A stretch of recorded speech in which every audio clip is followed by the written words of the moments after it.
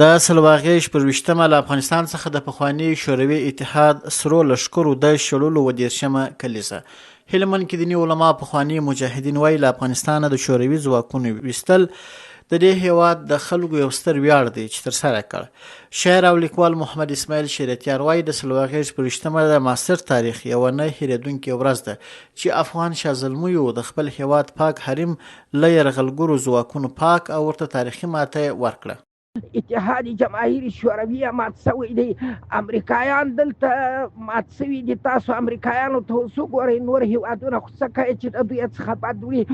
د دوی خپل په هیواد کې کوم ایالتونه 52 ایالته چې دي هغه هم اوس میده ورته پورته شوي دي او د دوی سره مخالفتونه شروع کړي دي.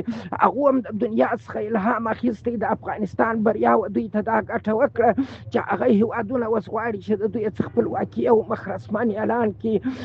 دیني عالم مولوي عبدالهادي هدایت وایي د مجاهدینو د جهاد او قربانۍ پایله وه چې شوروي اتحاد له منځه ولاړ او کمونیستي مفکوره ختمه او ناکامه شوه. و دغه اتلس جمهوریت ته ماته ورکړله او ماته داسې ماته وه چې هغه جمهوریتونه بیا د روسانو د لاسه ووتله.